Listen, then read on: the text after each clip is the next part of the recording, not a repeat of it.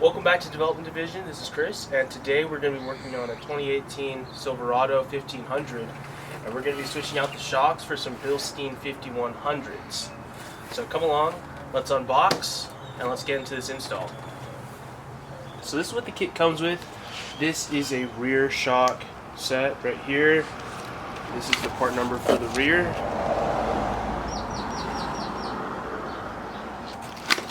Let's unbox it. I'm going to start with the rear first. These are kind of the easier ones to put on. It doesn't come with any hardware, just your shocks.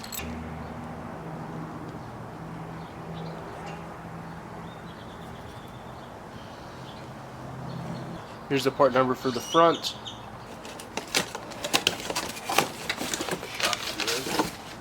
Some instructions, sticker.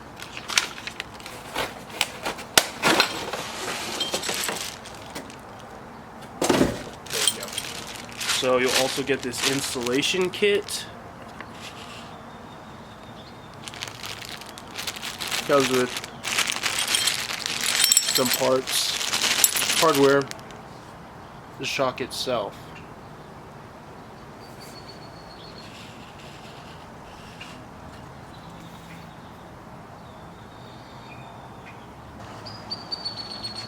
For the removal and install, you will need some wood, jack stands, and a jack.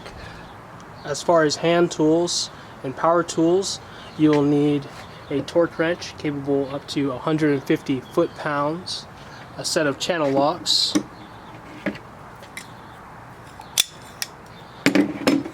a hammer, an adjustable crescent wrench, 21mm, 18mm, and 15mm open and closed end combo wrenches, medium strength thread locker, 1/2 inch impact driver will make things a little bit faster, spring compressors. You can rent a set from AutoZone, O'Reilly's, or any auto parts store. You can usually rent these. This is my own personal set. 15mm socket, a 19, 18, and 21mm sockets. 1/2 inch extension. This is about a 6-inch extension. Snippers, some cutters, side cutters, paint marker, safety goggles. 18mm and your 21mm. If you have a ratcheting wrench such as this one, it'll make the job a little bit faster. We're gonna head to the back of the truck first. I'm gonna grab my 21mm, my Ugga Dugga, my conventional ratchet wrench, and a 21mm open and closed end combination wrench. Starting on the driver's side rear, we have the mount that connects it to the axle here.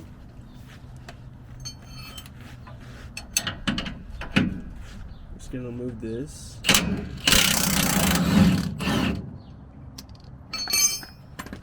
Make sure I'm conscious of where the hardware is coming from. There's a washer on this side of the bolts. Okay, so now we got this out.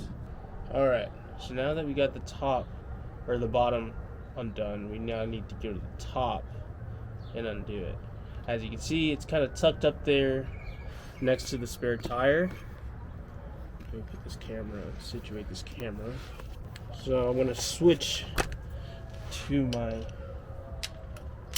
my ratchet here, 21mm, and it appears that the nut on this side is welded to the bracket, so it should hold in place here while I try to unbolt this. Actually, I think I might have enough room to use my impact. So let's see if I can reach it up there and get it done. There we go.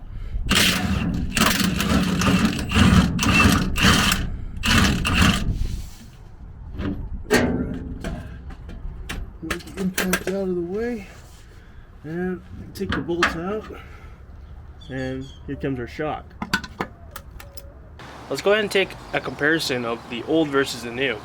Now, to my knowledge, this is the OEM shock that came on the truck from the factory.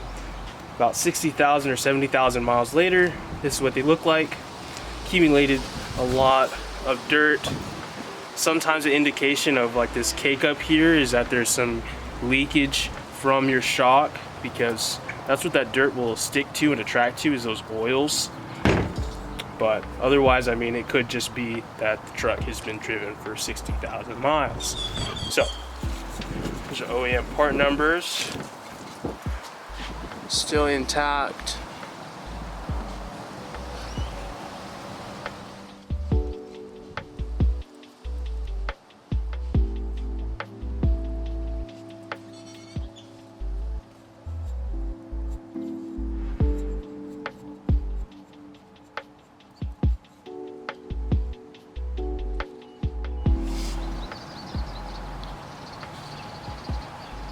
Bushings don't look half bad.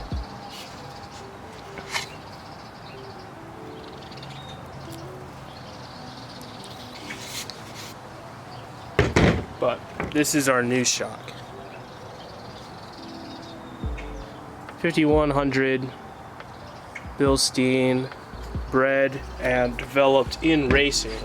So these are going to be a very comfortable shock for Mr. Rodriguez here. Before I put this new shock in, I need to apply thread locker to these bolts. I always apply medium strength thread locker to suspension and brake components. It's just high vibration areas, and this is the type of stuff you don't want to come loose. Something like that is all I put on there. Now, I'm going to orient these where the letters are facing or orienting correctly. So let's see.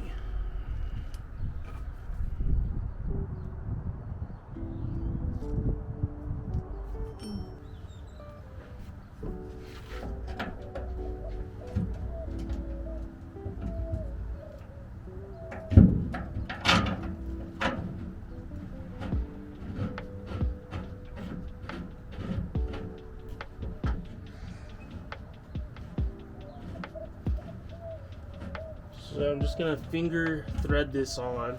Just gonna make sure that this is threaded correctly.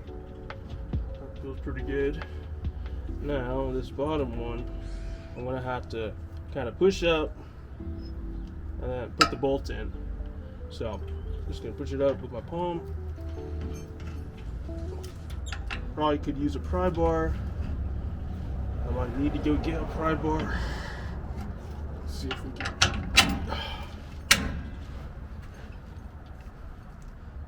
I'm gonna go ahead and put the nut on the back side here. Have our package strap here. You know, back where I come from, they call these hub snakes. Dangerous creatures. Now, to tame a hub snake, what you first must do is cut the loop. You need to be able to make it into one strand. Package straps will come fastened in a hoop fashion, you know. It's in a loop. It's all connected. I want to get those ends, put them together. You know, fold it over once or twice or to your desired length. If you have a long package strap, you might need to fold it a couple times. But once you get it to a good length, I say about a foot long, grab the ends, twist it up, tie a knot in it, right? Alright. Now, when you tie this knot, look at that. It's one compact package. Your foot will not get stuck in here, you won't trip, you won't slip, and you won't fall. There's your safety tip of the day. The manual calls for 85 foot-pounds on this rear shock. So I'm going to get my open-ended closed-end wrench, my torque wrench, and get to torquing.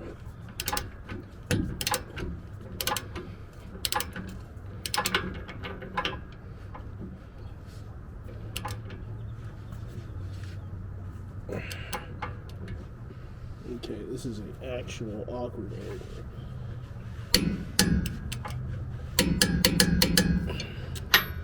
84 foot-pounds.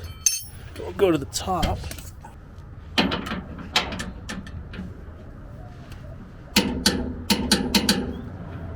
So here's a top tip.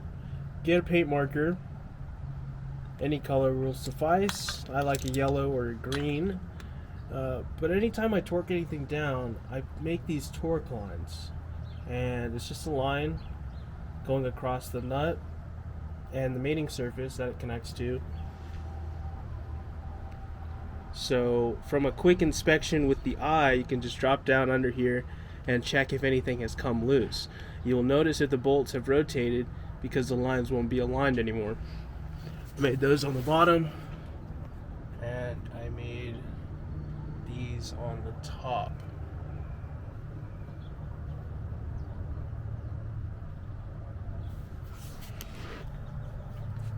Okay, so now we need to head to the other side of the truck, and on pickup trucks, it's kind of interesting. You have a shock that's on this back end of the axle on the driver's side, and then on the passenger side, the shock is like in an opposing direction going forward, and on the other side of the shock. I don't know what this is, but I need to tie this up for Jacob. I think this might hold the lines like this. Another piece of complicated GM plastics to go around.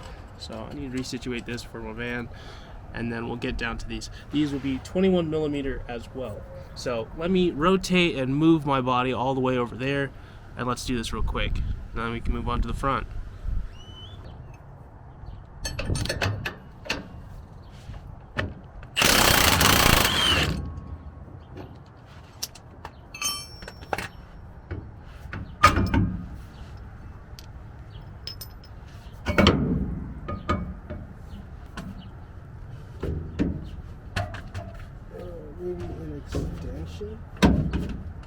Maybe an expansion. This again.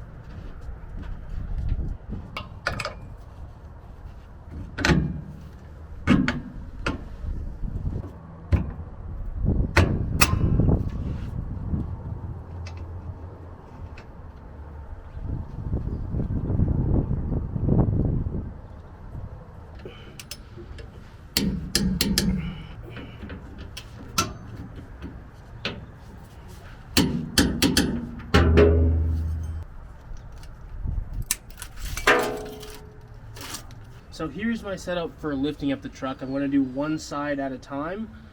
I have a wood block on top of my jack just to get it a little bit higher, since the truck is a little bit up off the ground, kind of a little bit higher than the cars that I'm used to.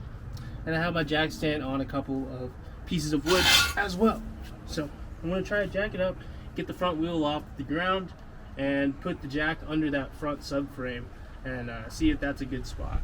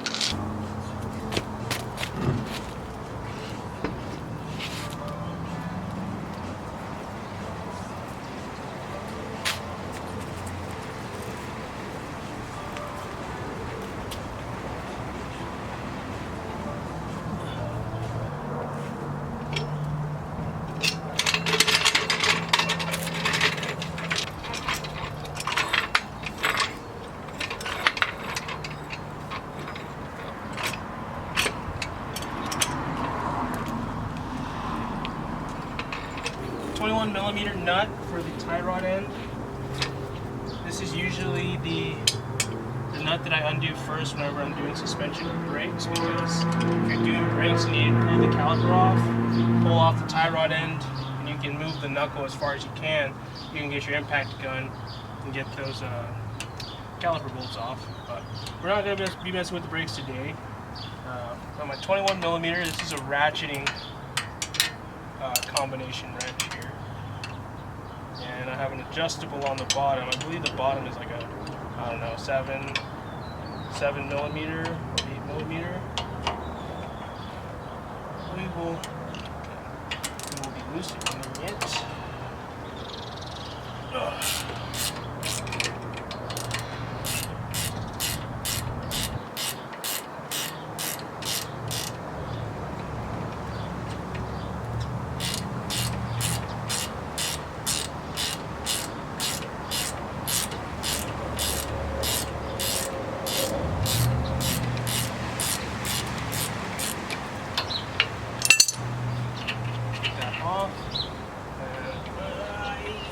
So lucky getting the tie rod just to pop out, so I want to get my hammer and give this a couple of hits on the side here.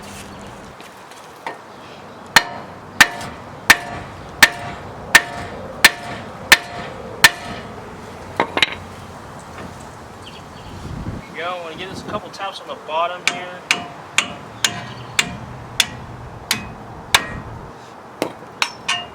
There we go. Got that out now. I can replace the nut that was on there so I don't lose it. It's a critical nut right there. So after you disconnect the tie rod end, you want to undo your bottom strut mounts bolts. These are 15mm bolts here.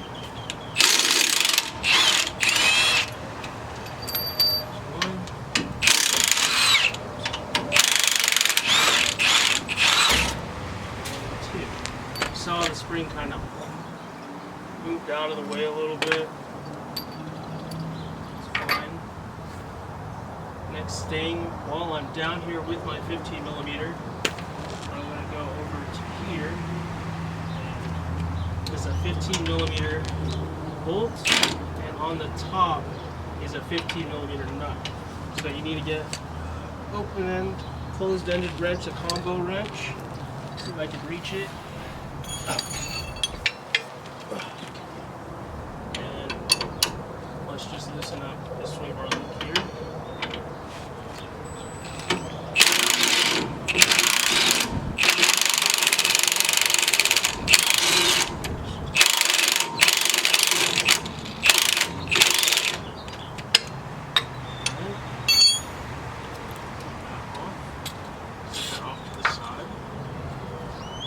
Shouldn't fall out. It hasn't fell out on me yet, but if it does, it's okay. We can just push it back in. Get our 18mm closed end wrench and loosen up the upper control arm here.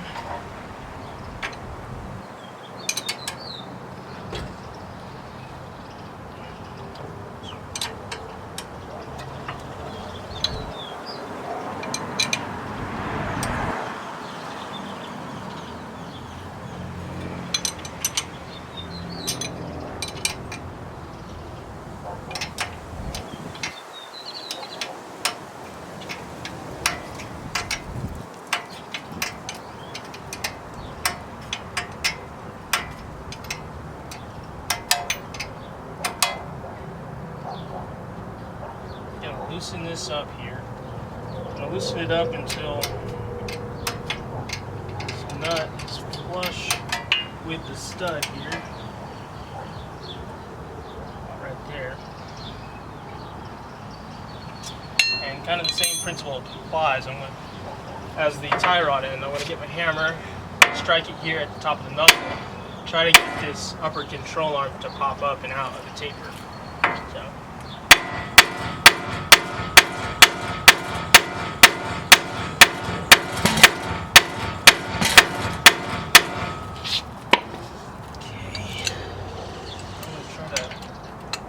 Up on here.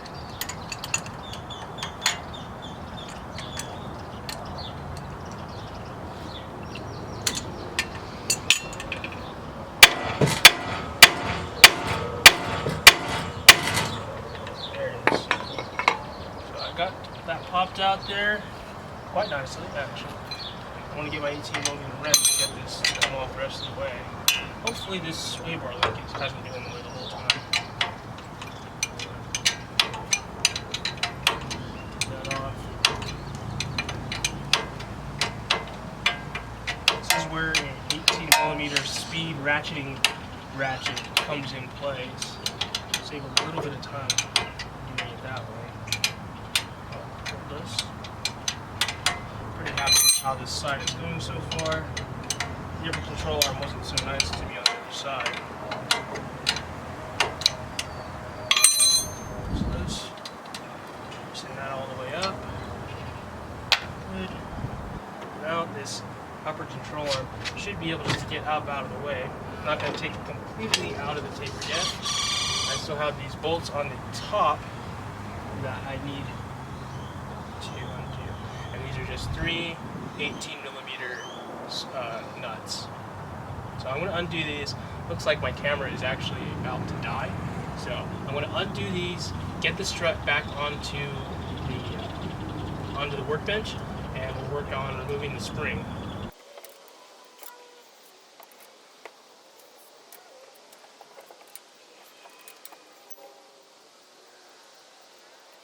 So we have our passenger side McPherson strut set up here, and let's get this over with. So I'm going to point the input side of the spring compressor down. Kind of has the most room. The top hat's kind of wide, so I'm just going to put these in a downward position.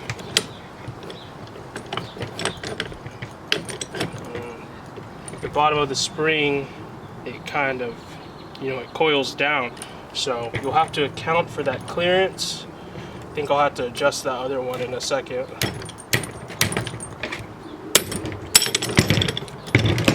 Kind of bind it up there.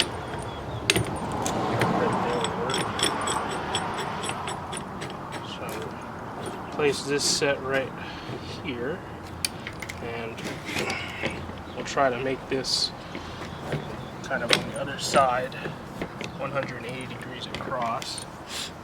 That looks pretty good.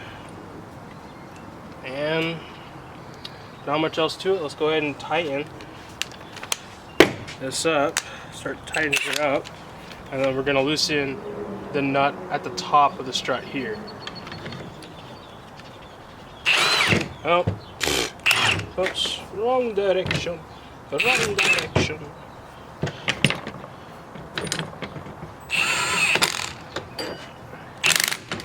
Safety goggles on.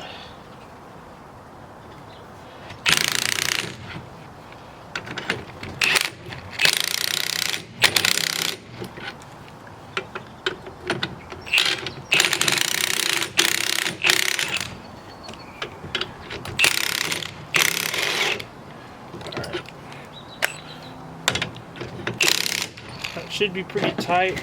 Now the top nut is a 15mm.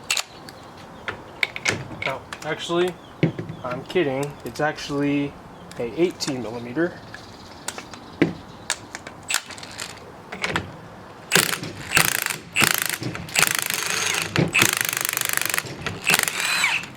There we go. Got that nut off the top there. So now I can take this. There's another little washer on the top here. Take those off. Now you should be able to remove that. Kind of loosen our shock out of here. There we go. Make sure that bump stop separates. We'll just leave that in there for now. Now this is under tension. We're just going to be mindful of that while we're working right now. And on the Bilstein 5100 shock, this one has adjustments in the collar here. We're going to leave it at this bottom setting here. My friend is running a 3-inch spacer in the front. So we're going to retain that spacer on the top and just leave this at the stock ride height. Whenever he desires to change his lift setup, we can use this collar a little bit more and utilize it. But for now, he's using the stock springs. Still has a lot of stock components on the suspension. So we're going to keep it in this stock location, which is at this bottom ring, and this is how it comes installed.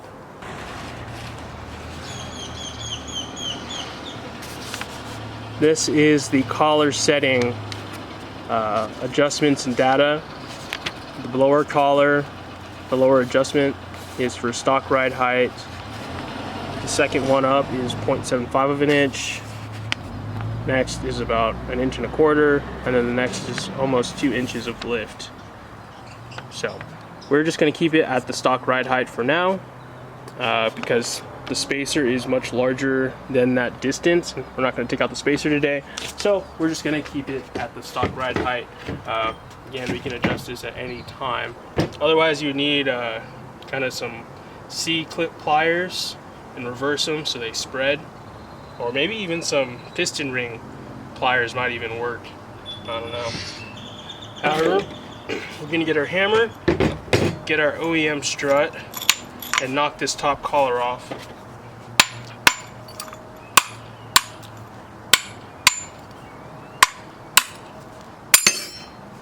Down, collar off, and we'll slide that bottom perch off.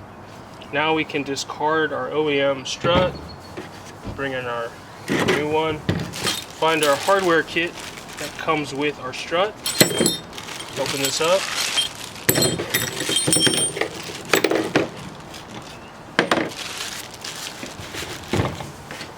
locate our bottom collar. This will have two ends. One has a recessed edge inside of it and the other will look flat. We'll put the recessed edge down. That will accept our adjustment, our ride height adjustment there, just like that. This thing should still spin, no binding. That feels good. Next, we're going to put that bottom perch on, slide that over top. This top collar piece that goes right on top keeps this all from coming out. Get the hammer, start tapping this on.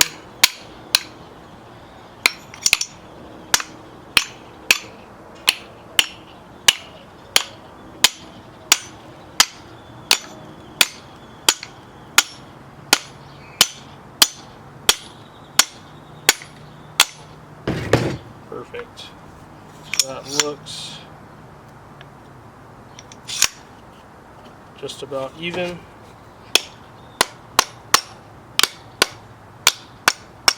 There we go. Okay, now back to where we were, putting this back together.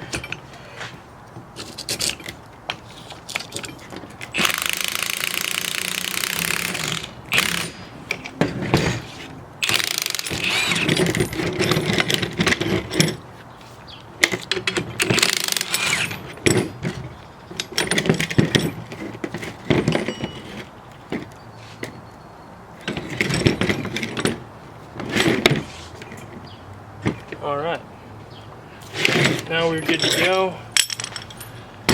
Put up our bomb defusal kit. Put all this back. Take this back to the truck with some of our blue thread locker and install it.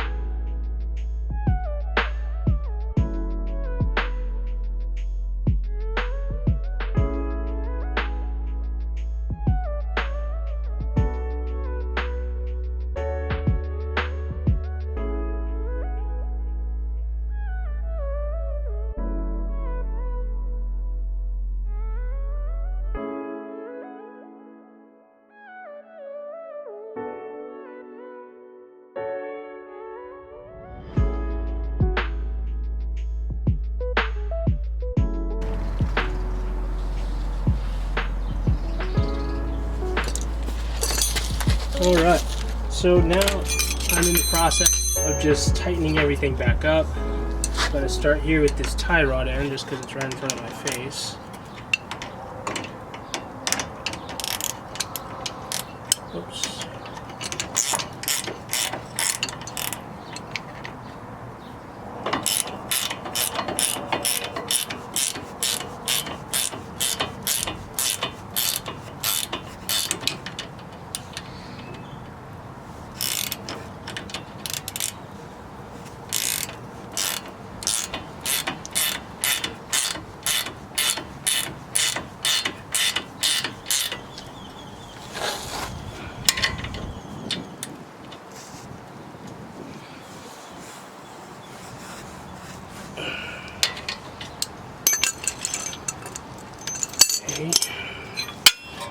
Now, upper control arm to knuckle.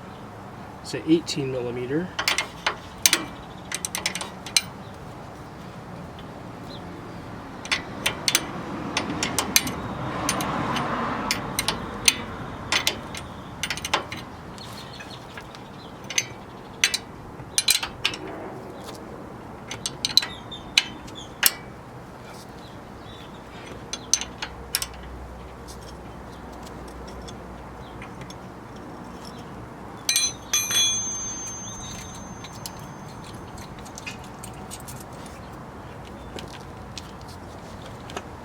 And the sway bar end link.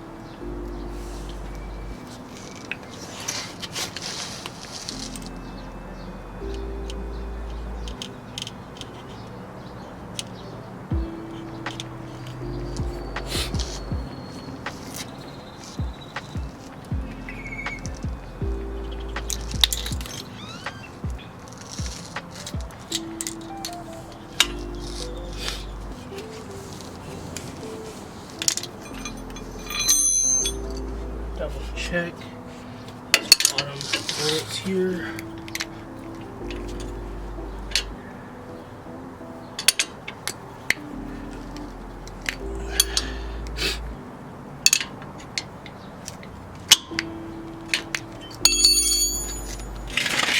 Alright, that should be good. Should be good to lower this down. Put the wheel back on.